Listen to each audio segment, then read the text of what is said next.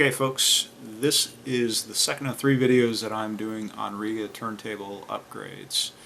Now, I gotta say it up front, the Rega turntable out of the box is a fantastic turntable. And there is a famous member in the vinyl community here on YouTube. His name is Chris at Dixieland Farm, so you know Dixieland Farm has some fantastic videos. He often questions some of the higher end turntables, and to some extent I do agree with him. I mean, a lot of what you're getting out of the box is going to get you 99% there. But if you're a tweaker like me, you're trying to get inches on the mile or centimeters on the kilometer. You want to squeeze every bit of juice out of that vinyl that you're putting out on the turntable. So hopefully this video will be useful to Rega owners or people that are looking to buy a Rega. What I love about Rega is it's so easily modifiable. So let's get into it.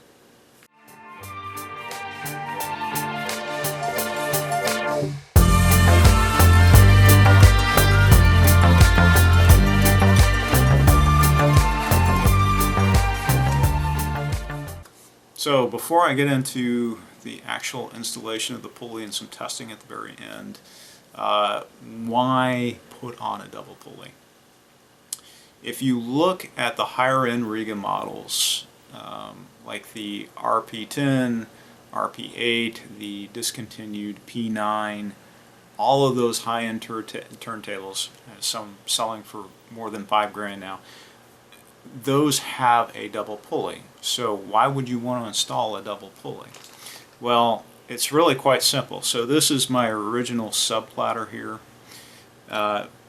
You're actually applying more surface area, at least the belt, more surface area to the sub platter itself, making it less prone to slippage. And you're going to see the results at the very end. You're going to see better stability. You're going to see more constant speed. So, are you going to be able to hear it aurally? Who knows? But, you know, I am a tweaker.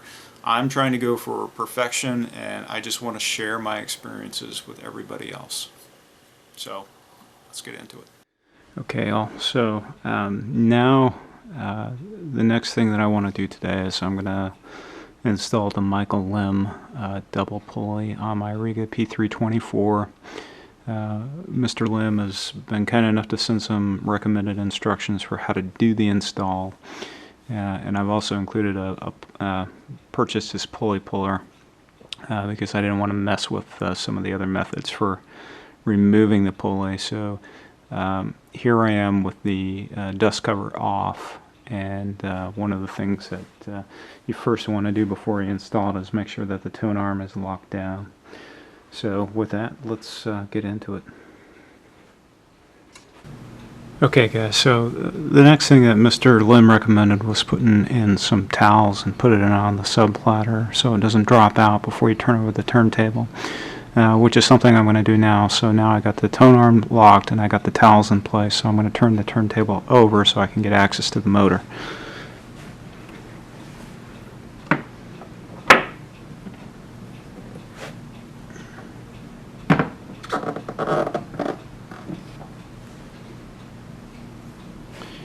Alright, so you can see the motor housing there, and what I'm going to do now is there are two screws that attach to this plastic housing, so I am going to unscrew the housing.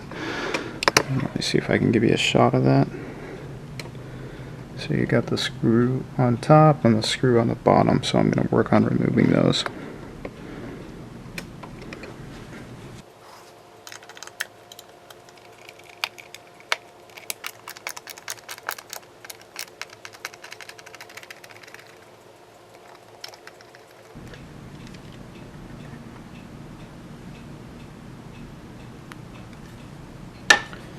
Okay, there is the Premotec motor.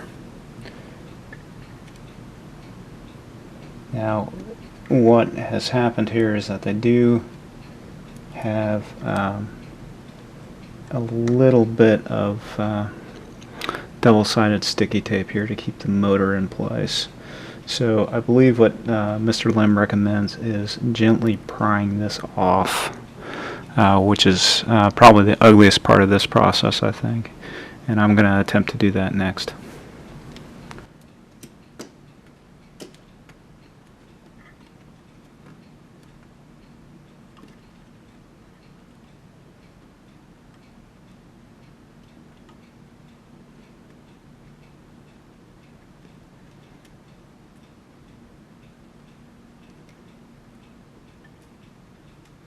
Okay, I gotta be quite honest, this is the part that makes me the most nervous. I don't like the fact that this is taped in here. Unlike the P5 actually was better designed because it was actually screwed in from the top, but it looks like they got extremely cheap on the P324 and they've taped it in. So I'm just gonna mark with a pen where it was at.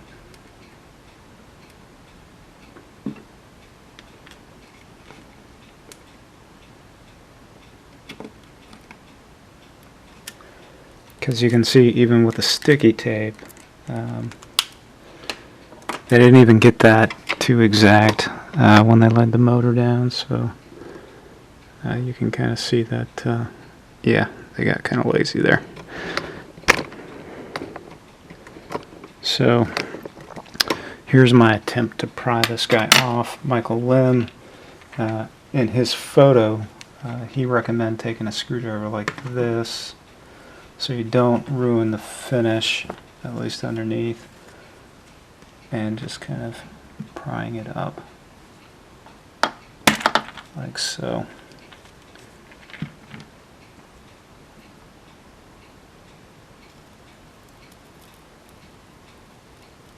I try and do this as gently as possible. And it's, I gotta say, it's taped in there really, really well.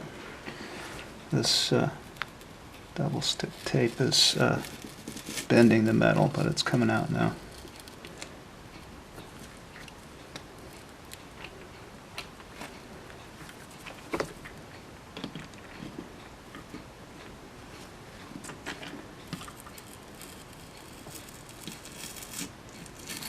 There we go. So the motor is now out. You can see that I've bent some of the screws, so it doesn't really matter because with the P324 it's not screwed in, so I can just kind of bend this back into shape. Not that it matters that much, but kind of have an outline now where the motor was exactly. And now comes the next step, so that's going to be oiling the shaft here, and then applying acetone to the top. Alright, so I'm going to now apply some oil to the shaft.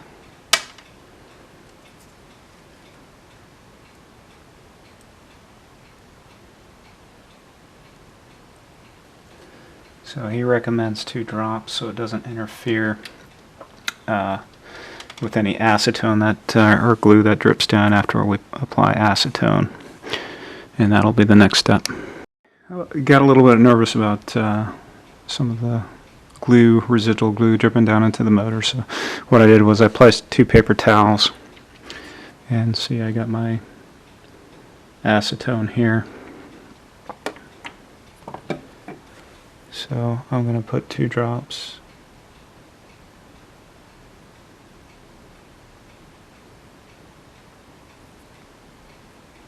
into the hole as best as I can.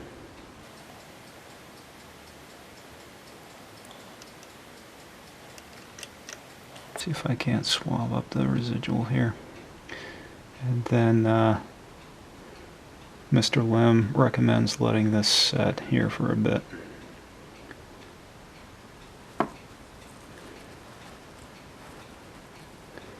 So I'm going to let it set for a couple minutes, and then comes the next part of the process where I use the pulley puller to see if I can take this out.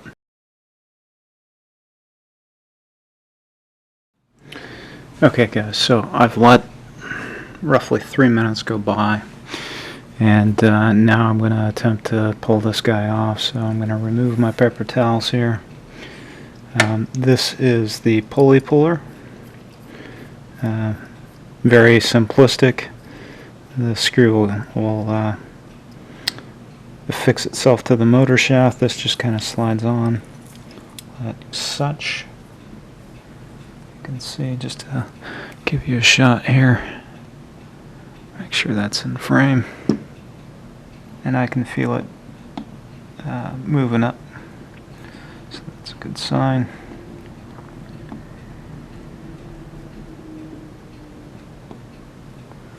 Maybe another shot here.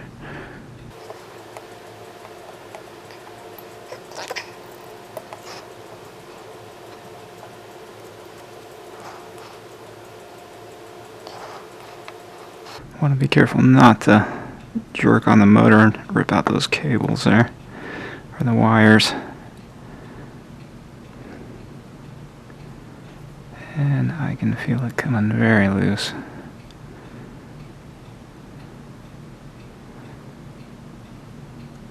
There we go.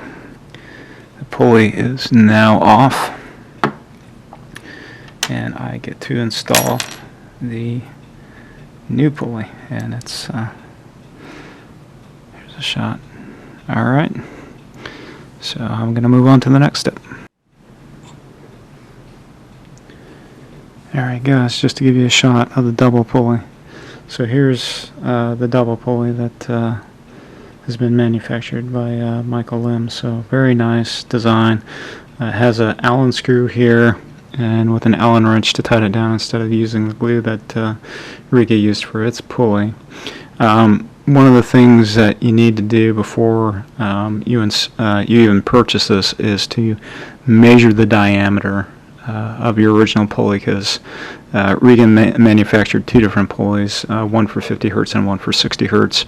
Mine just happened to be the 50 hertz version, so a little bit bigger in diameter if I remember correctly, but now I'm just going to slide this guy on.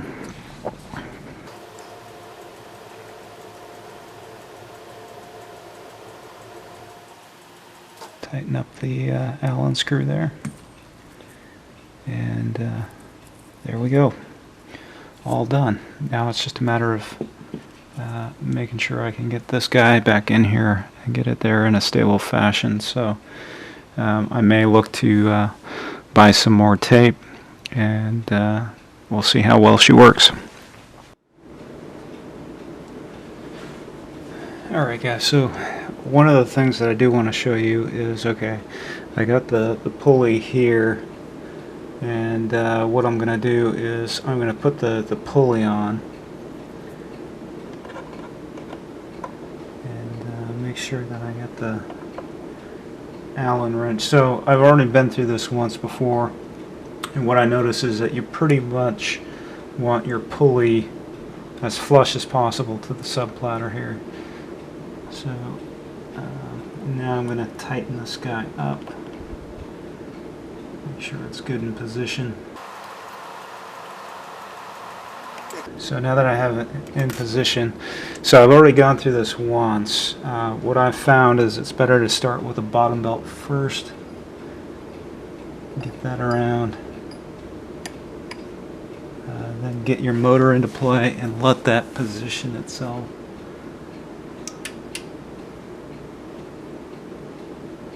And then once that gets in position, let it run a little bit, and then put on your top belt.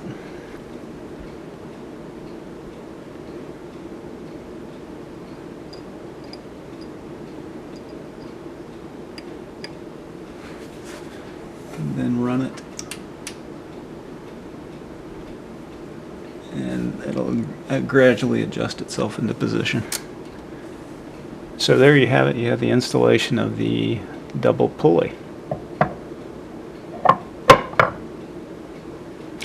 Okay, now that I have the platter on top, I'm going to put my clamp down. And so here comes the moment of truth. How stable is it going to be with the two belt system, and what's the speed accuracy going to look like? So let me get to my application here. I'm going to put that down, hit spin again, and we will get it spinned up. And we'll check the results.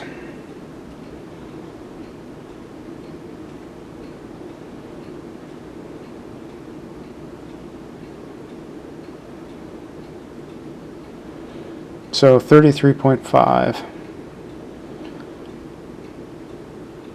0.0% slow, and it's calling it exact. So let me run this one more time. That's saying 33.3 RPM now. 0.1% slow.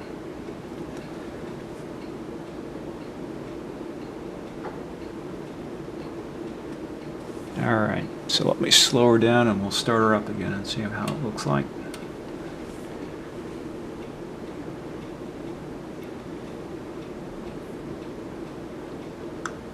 Okay, spin again.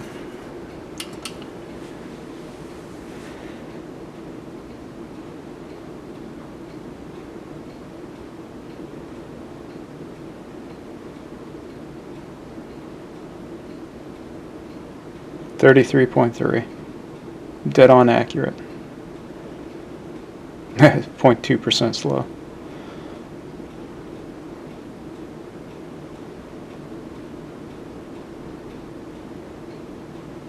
So it's still reading 33.3, so that's what I like. So I'm going to go to my second application now and see, you know, how much wavering we see from 33.3 RPM. So now I'm going to go to my iRPM app, set this on the turntable. Okay, here we go.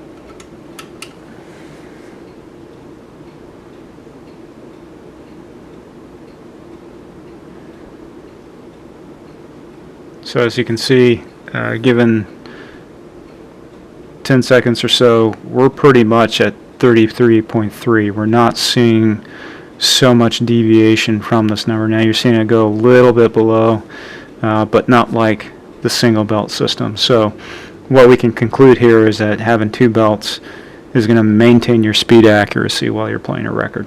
So there you have it, folks. As you can see, the double pulley was a lot more stable than the single pulley system. As you can see, the single pulley system, if you have the right belt, you're not going to see too much dithering from 33.3 RPM, but if you want a more stable performance in terms of your motor and your subplatter, then yeah, I recommend the double pulley upgrade. But again, what you're getting out of the box is great, but if you want to get those inches on the mile, centimeters on the kilometer, then I'd say, hey, go for it. It's not an expensive tweak to make.